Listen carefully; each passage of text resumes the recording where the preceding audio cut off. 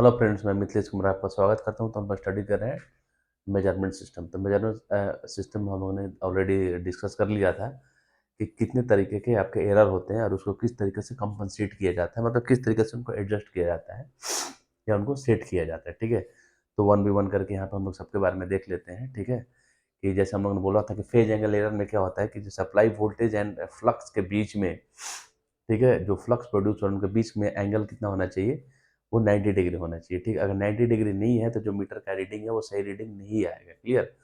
तो देन हम लोग उसको सही करने के लिए क्या करते हैं, थे कि जो कॉपर शेडिंग बैंड यूज करते थे, ठीक है, और उसको एडजस्ट करके हम लोग क्या करते थे, वो फ्लक्स को तब तक एडजस्ट करते थे जबकि वोल्टेज एंड फ्लक्स के बीच में आपका जो एंगल है वो 90 डिग्री नहीं हो, मतलब उसे 90 डिग्री से लैग नहीं करे। ठीक है, तो पहला है आपका phase angle, phase error.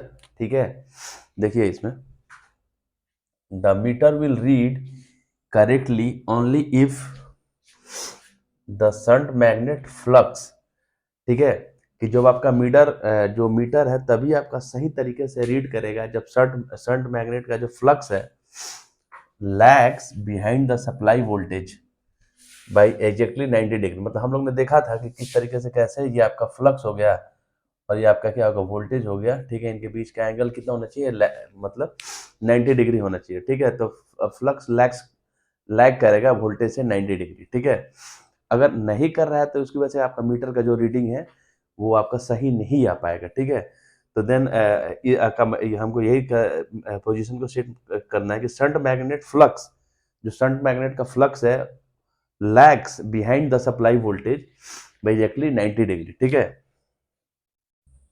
Since the shunt magnet coil has some resistance, ठीक है, हम लोग देखा था कि जो अपना कॉइल होता है शंट मैग्नेट के अंदर, इसके अंदर कुछ ना कुछ क्या होता है, रेजिस्टेंस भी होता है। ठीक है, इसकी वजह से कुछ ना कुछ रेजिस्टेंस भी होता है। ठीक है, तो देन उसकी वजह से क्या होगा कि जो आपका जो फ्लक्स एंड वोल्टेज के बीच का एंगल जो है वो क्या होगा कि कंप्लीटली 90 डिग्री नहीं हो पाता है। ठीक है, कम हो जाता है। ठीक है, since the shunt magnet coil has some resistance and it is not completely reactive, और इसकी वजह से क्या होता है कि ये प्योर रेजिस्टेंस भी है। ठीक है, रेजिस्टेंस भी है, उसकी वजह से हम लोग ये नहीं बोल सकते कि प्योर आपका रिएक्टिव है। ठीक है, प्योर आपका रिएक्टिव है। क्लियर? क्योंकि ऑलरेडी उसमें रेजिस्टेंस का पार्ट है। उसकी वजह से क्या होगा कि उसकी वजह से क्या होगा, इनके बीच का एंगल क्या होगा, तो बिल्कुल 90 डिग्री नहीं होगा।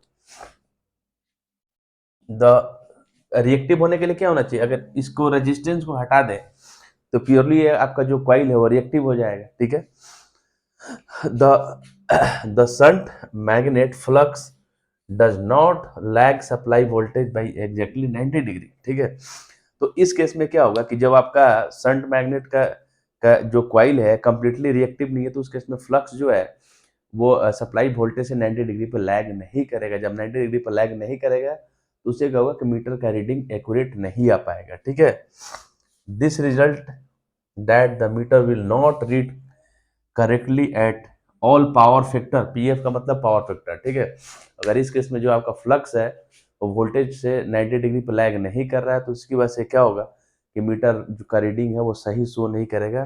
ठीक है, हर एक पावर फैक्टर, पीएफ का मतलब पावर फैक्टर के ऊपर। क्लियर? अब इसका एडजस्टमेंट देख लेते हैं। तो एडजस्टमेंट में हम लोग क्या करते हैं कि कॉपर शेडिंग बैंड यूज करते हैं, और कॉपर शेडिंग बैंड के हम लोग ऊपर नीचे एडजस्ट करके हम लोग क्या करते हैं, फ्लक्स की वैल्यू को एडजस्ट कर देते हैं। ठीक है, देन उसकी वजह से क्या होगा कि उनके बीच का एंगल 90 डिग्री हो जाता है, मतलब फ्लक्स आपका लैग करेगा वोल्टेज से 90 डिग्री पे। ठीक है, तो देन वो अपने को कंडीशन जैसे ही मिलेगा आपका जो मीटर है वो सही रीडिंग शो करेगा। क्लियर? अब इसको एडजस्ट कैसे करेंगे, इसका सॉल्यूशन है। ठीक है, देखिए, the flux in the shunt magnet can be made to lag behind the supply voltage by exactly 90 degree. अब हम लोग क्या करेंगे कि जो आपका फ्लक्स है वोल्टेज से 90 डिग्री पे लैग कर रहे हैं, उसके लिए हम लोग क्या सॉल्यूशन क्या करेंगे। ठीक है, by adjusting the position of the shading coil. हम लोग ने देखा था कि कैसे सेंट्रल लिम्ब के हम लोग कॉपर शेडिंग बैंड लगाते हैं, कॉपर शेडिंग बैंड लगाते हैं, उसको एडजस्ट करके हम लोग क्या करते हैं कि उस फ्लक्स की वैल्यू को हम लोग क्या करते हैं, सेट करेंगे। उसी चीज को लिख दिया मैंने कि by adjusting the position of shading coil placed around the lower part of the central limb. ठीक है, कैसे जो आपका सेंट्रल लिम्ब है ठीक है, यहाँ पे आपका ये कॉपर शेडिंग बैंड होता है, कॉपर शेडिंग बैंड होता है। ठीक है, इसी को एडजस्ट करते हैं। ठीक है, जो इसके लोअर पार्ट पे होता है। ठीक है, around the lower part of the central limb of the shunt magnet. ठीक है, तो यहाँ पे जो शंट मैग्नेट का जो लोअर एंड है, तो वहां पे हम लोग क्या करते हैं कि कॉपर शेडिंग बैंड लगाते हैं। क्लियर। अब उसकी वजह से क्या होगा, देखिए, a current is induced in the shading coil. ठीक है, तो देन क्या होगा कि शेडिंग क्वाइल के अंदर क्या होगा कि करंट इंड्यूस होगा by the shunt magnet flux. ठीक है, किसके द्वारा, शंट मैग्नेट फ्लक्स के द्वारा, and cause A further displacement of the flux. ठीक है, और देन उसकी वजह से क्या होगा कि जो आपका फ्लक्स है वो फर्दर क्या करेगा, डिस्प्लेस करेगा, मूव करेगा। ठीक है, मूव करेगा। ठीक है, by moving the shading coil up and down. पहले ही बोला था शेडिंग कॉइल को अप एंड डाउन करके हम लोग फ्लक्स को क्या करते हैं, सेट करते हैं। और एक ही चीज आप लोग ध्यान में रखो कि इस तरीके से वो 90 डिग्री एंगल के लिए हम लोग क्या करते हैं कि कॉपर शेडिंग बैंड को ऊपर नीचे करके फ्लक्स की वैल्यू को सेट कर देते हैं। उस चीज को मैंने लिख दिया, by moving the shading coil up and down the limb. इस लिम्ब के अप एंड डाउन करके हम लोग क्या करते हैं कि जो फ्लक्स की वैल्यू को सेट करते हैं। The displacement between flux and supply voltage can be adjusted to 90 degree. और ऐसा करके हम लोग क्या करते हैं, उनके बीच का एंगल हम लोग क्या करते हैं, 90 डिग्री पे सेट कर देते हैं। ठीक है, तो ये है आपका फेज एंगल है। फेज एंगल की वजह से क्या होता है कि जो फ्लक्स है वोल्टेज से 90 डिग्री पर लैग नहीं करेगा। इसको सही करने के लिए हम लोग क्या करते हैं कि कॉपर शेडिंग बैंड लगा देते हैं। इसको ऊपर नीचे करके फ्लक्स की वैल्यू को एडजस्ट करके इनके बीच का जो डिस्प्लेसमेंट है उसको 90 डिग्री सेट कर देते हैं, जिससे आपका मीटर क्या करेगा कि सही रीडिंग शो करेगा। क्लियर है। देखिए, जब नेक्स्ट जो एरर है उसके बारे में हम लोग देखते हैं। आगे देखिए, जो आपका स्पीड एरर है। ठीक है, स्पीड एरर स्क्रीनशॉट ले लीजिए। ठीक है, तो स्पीड एरर में हम लोगों ने क्या देखा था कि वो दोनों तरीके का कि अगर जितना लोड अपना कंज्यूम हो रहा है उसी के अकॉर्डिंग जो मेरा है वो डिस्क रोटेट करे। ठीक है, अगर डिस्क तेजी से रोटेट हो रही है तो वो भी गलत है, अगर डिस्क स्लो रोटेट हो रही है वो भी गलत है। ठीक है, तो इस तरीके से जो स्पीड एरर आता है। ठीक है, तो इस स्पीड एरर को रिड्यूस करने के लिए हम लोग क्या करते हैं कि ब्रेक मैग्नेट यूज करते हैं। उस ब्रेकिंग मैग्नेट की वजह से हम लोग क्या करते हैं, ब्रेकिंग टॉर्क प्रोड्यूस करते हैं। और देन हम लोग क्या करते हैं कि जो स्पीड है उस पर कंट्रोल करते हैं। ठीक है, तो उसका स्पीड उतना ही रहेगा जितना अपना क्या होगा कि लोड है उस पर। क्लियर। तो हम लोग क्या करते हैं कि कंडीशन देखते हैं कि आपका ये कंडीशन लाने का हम लोग कोशिश करते हैं कि आपका driving torque equals to braking torque. ये कंडीशन जैसे ही ऑब्टेन होगा, आपकी जो डिस्क है, ठीक है, वो आपका एक कंटिन्यूअस रोटेट करेगी जितना कि आपका लोड आपका कनेक्टेड, ना तो तेजी से रोटेट करेगी ना तो धीमे धीमे रोटेट करेगी। ठीक है, तो देन इस तरीके के सिस्टम को बैलेंस करने के हम लोग ब्रेकिंग मैग्नेट यूज करते हैं। वो भी एडजस्टेबल होता है, उसको आगे पीछे करके हम लोग क्या करते हैं, इस कंडीशन को हम लोग क्या करते हैं, गेन करते हैं। क्लियर है। Sometimes the speed of the disc of the meter is either fast और स्लो। समटाइम हो सकता है कि जो आपका मीटर का स्पीड है वो फास्ट हो जाए या स्लो हो जाए। ठीक है, resulting in the wrong reading of energy consumption. ठीक है, अगर इससे क्या होगा कि अपना गलत रीडिंग है, अगर तेज है तो भी, स्लो है तभी, जो एक्यूरेट रीडिंग है वो आ नहीं पाएगा जितना लोड कनेक्टेड है। ठीक है, या तो ज्यादा आ रहा है या कम आ रहा है। ठीक है, तो इस तरीके के एरर को हम लोग बोलते हैं स्पीड एरर। क्लियर। अब देखिए, इसको इसका एडजस्टमेंट कैसे होता है, इसको हम लोग सेट सही तरीके से इसको कंपनसेट कैसे करते हैं। ठीक है, देखिए, the speed of the disc of the energy meter can be adjusted to desired value by changing the position of the brake magnet। अभी मैंने क्या बोला कि हम लोग क्या करते हैं कि जो आपका डिस्क का जो रोटेशन गेन करने के लिए हम लोग क्या करते हैं कि ब्रेक मैग्नेट होता है, उसके पोजीशन को हम लोग क्या करते हैं, चेंज करते हैं, उसको मूव करते हैं। उसी चीज को लिख दिया मैंने, the speed of disc of the energy meter can be adjust. मतलब जो एनर्जी मीटर का जो स्पीड है उसको एडजस्ट करते हैं कैसे। ठीक है, by changing the position of the brake magnet. जो आपका ब्रेक मैग्नेट है उसके पोजीशन को चेंज करके हम लोग क्या करते हैं कि जो आपका एल्युमिनियम डिस्क का जो डिजायर स्पीड है, जिस स्पीड से वो रोटेट करता है, उसको हम लोग गेन करने का कोशिश करते हैं ब्रेक मैग्नेट के पोजीशन को चेंज करके, आगे पीछे करके। क्लियर।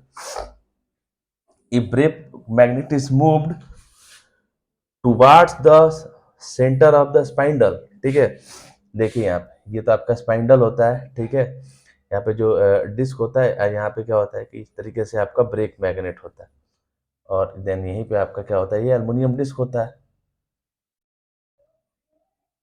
ठीक है। तो अगर लिखा the brake magnets move towards the centre, ठीक है, अगर ब्रेक मैग्नेट्स को इस सेंटर लिंब के टुवार्ड्स इसकी ओर लेके जाते हैं, ठीक है, ये जो आपका ब्रेक मैग्नेट है, ठीक है, इस सेंट्रल लिम्ब के, ये सेंट्रल लिम्ब है, इसके टुवार्ड्स मतलब इसकी तरफ लेके जाते हैं, तो उसकी वजह से क्या होगा, the braking torque is reduce, ठीक है, and disc speed is increase, ठीक है। तो उस केस में क्या होगा कि जो आपका ब्रेकिंग टॉर्क है ना वो रिड्यूस हो जाएगा, मतलब ये केस आ जाएगा, ठीक है। आपका क्या हो जाएगा इस केस में, आपका क्या हो जाएगा कि ड्राइविंग टॉर्क, ठीक है, क्या होगा, ज्यादा हो जाएगा ब्रेकिंग टॉर्क से। तो जैसे ही होगा तो आपका डिस्क का स्पीड क्या हो जाएगा, बढ़ जाएगा, क्योंकि उसको ब्रेक करने वाला फोर्स है वो कम हो गया, कम हो गया, ठीक है। अपोजिट में उसको क्या होता है कि अगर इस ब्रेक मैग्नेट को अपन इस स्पाइंडल से दूर लेके जाते हैं, दूर लेके जाते हैं, ठीक है, तो उस केस में क्या होगा कि जो आपका ब्रेकिंग मैग्नेट क्या क्या क्या होता है वो इंक्रीज हो जाएगा, ठीक है, मतलब आपका ये वाला केस आ जाएगा। उस केस में क्या होगा कि डिस्क धीरे धीरे रोटेट करेगी, ठीक है। तो देन हम लोग क्या करते हैं कि इस जो अपना ये आपका मैग्नेट है इसको इस हिसाब से सेट करते हैं ताकि ये कंडीशन आ जाए, और जैसे ये कंडीशन आ जाएगा जो आपका डिस्क है डिजायर स्पीड से अपनी क्या करेगी, रोटेट करेगी। रिवर्स वुड हैपन, रिवर्स मतलब क्या, इस पहले केस में हम लोग क्या कर रहे थे, इस ब्रेक मैग्नेट को इस सेंटर लिम्ब की तरफ लेके जा रहे थे, ठीक है, उसकी वजह से ब्रेकिंग टॉर्क क्या हो रहा था, आपका रिड्यूस हो रहा था। जब ब्रेकिंग टॉर्क रिड्यूस हो रहा था उसकी वजह से क्या हो गया, स्पीड जो एल्युमिनियम डिस्क का स्पीड बढ़ रहा था। अब उसका रिवर्स करेंगे, मतलब इसको आप पीछे लेके आएंगे, जब पीछे लेके आएंगे तो ब्रेकिंग टॉर्क की वैल्यू बढ़ जाएगी, जब ब्रेकिंग टॉर्क की वैल्यू बढ़ जाएगी तो एल्युमिनियम डिस्क का रोटेशन स्लो हो जाएगा, ठीक है। Reverse would happen should the brake magnet he moved away from the center of the spindle, ठीक है, जस्ट इसका अपोजिट हो जाएगा जब इसको हम लोग इस सेंट्रल लिम्ब से स्पाइंडल से इसे दूर लेके आएंगे, ठीक है। तो देन हम लोग क्या करते हैं कि इस मैग्नेट को हम लोग इस तरीके से सेट करते हैं कि ये कंडीशन हम लोग लेके आए, जैसे आपका एल्युमिनियम डिस्क है वो अपनी डिजायर स्पीड से क्या करे, रोटेट करे। क्लियर है, आगे देखते हैं हम लोग, देखिए आगे देखिए फ्रिक्शन एरर, ठीक है। तो फ्रिक्शन एरर के बारे में हम लोग देखा था कि जो आपका स्पाइंडल है वो ज्वेल्स बियरिंग से जुड़ा हुआ रहता है, ठीक है। तो अगर फ्रिक्शन वाला केस हो जाता है तो उससे क्या होगा कि वो बिल्कुल फ्रिक्शन क्या करेगा कि उसका अपोज करेगा, तो वो सही तरीके से रोटेट नहीं करेगा, जब वो सही तरीके से रोटेट नहीं करेगा तो सही रीडिंग नहीं आ पाएगी। क्लियर। तो देन हम लोग ने देखा था कि इसको सही रीडिंग लाने के लिए अपन क्या करें, तो अपन क्या करते हैं कि जो आपका शंट मैग्नेट का जो एज होता है वहाँ पे हम लोग कॉपर शेडिंग रिंग लगा देते हैं, ठीक है, और देन वहाँ पे हम लोग क्या करते हैं उसकी वजह से फ्लक्स प्रोड्यूस होता है, ठीक है, और देन उसकी वजह से आपका एडिक जो आपका जो टॉर्क है एक नया टॉर्क प्रोड्यूस होता है, और जो नया जो एडिशनल टॉर्क है, ठीक है, वो जो फ्रिक्शनल टॉर्क के just like equal and opposite हो जाता है। अगर कोई फोर्स एक दूसरे के इक्वल एंड अपोजिट हो एक दूसरे के क्या कर देंगे, कैंसिल आउट कर देंगे, ठीक है। तो फ्रिक्शनल जो टॉर्क है वो कैंसिल आउट हो जाएगा, ऑलरेडी ड्राइविंग टॉर्क तो है ही, जिसकी वजह से आपका क्या होगा, वो स्मूथली रोटेट करेगा। क्लियर, उस चीज को लिख दिया मैंने।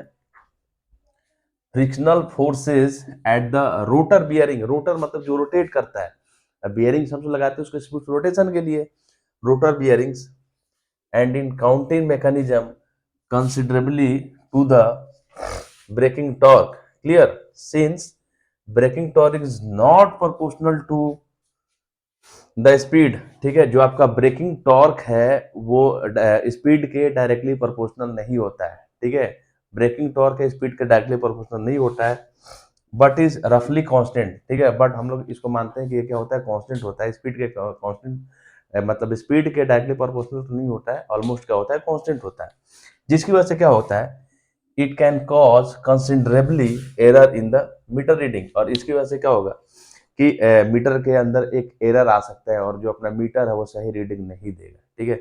अब उसको हटाने के लिए अपन क्या करेंगे, देखिए, in order to compensate for this error, इस टाइप के एरर को कंपनसेट करने के लिए हम लोग क्या करेंगे, it is necessary to provide a constant, ठीक है, हम लोग एक एक्स्ट्रा टॉर्क देंगे, provide constant addition to the driving torque, ठीक है, एक कांस्टेंट एडिशन कहाँ पे देंगे, ड्राइविंग टॉर्क के साथ हम लोग देंगे, that is equal and opposite to the friction torque, ठीक है, ये क्या होगा कि फ्रिक्शन टॉर्क के इक्वल एंड अपोजिट होगा, इक्वल एंड अपोजिट, ठीक है, उसकी वजह से क्या होगा, जो आपका जो फ्रिक्शनल फोर्स है वो तो क्या होगा, और ये जो एडिशन जो टॉर्क है एक दूसरे को कैंसिल आउट कर देंगे, और ड्राइविंग टॉर्क ऑलरेडी है ही, तो उसकी वजह से आपका जो है डिस्क आपके स्मूथली क्या होगा, वो रोटेट करता रहेगा। क्लियर है, क्लियर है, ठीक है। तो यहाँ पे ये आपका फ्रिक्शन एरर था, ठीक है। कुछ और पॉइंट्स है उसको भी हम लोग देखते हैं, ठीक है, नेक्स्ट वीडियो में।